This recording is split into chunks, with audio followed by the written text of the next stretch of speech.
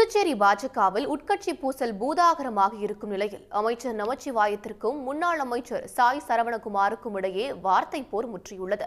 Encounter குறித்து இருவரும் பரஸ்பர குற்றச்சாட்டுகளை முன்வைத்து வருகின்றனர். இந்தியா சுதந்திரம் அடைஞ்சு இன்றைய தேதி வரைக்கும் பார்த்தீங்கன்னா, அதாவது பொதுமக்களுடைய வாழ்வாதாரத்தையும் பொதுமக்களுடைய உயிருக்கும் உடமைக்கும் அச்சுறுத்தல் பண்றவங்க 18,000 பேர் என்கவுண்டர்ல கொல்லப்பட்டுக்கிறாங்க என்றதை ஒரு ஞாபகத்தில் வச்சுக்கணும்.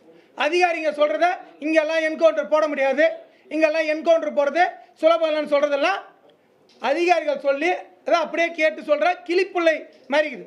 அவரே கண்ணுக்கு கண் பல்லுக்கு பல் என்ற பாரதிய ஜனதா கட்சியுடைய அமைச்சர்ன்றதை உள்துறை அமைச்சர்ன்றதை ஞாபகம் வச்சு அவருடைய பேட்டியை கரெக்டாக கொடுக்கணும்.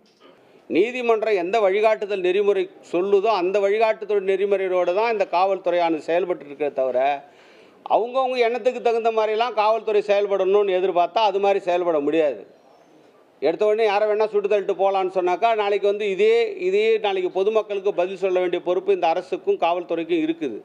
பாரதிய கட்சியாக இருந்தால் வன்முறையையும் தீவிரவாதத்தையும் அடியோட ஒழிக்கும், என்கவுண்டர் போடும், மனித உரிமை கமிஷனுக்கு பதில் கொடுப்போம், மக்களுக்காக தேவைப்பட்ட தீகாரையும் பார்ப்போம், பீகாரையும் பார்ப்போம், மீண்டும் வெயில்ல வந்து என்ன செய்யுமோ அந்த தீவிரவாதத்தையும் வன்முறையும் அடியோட ஒழிப்போம்.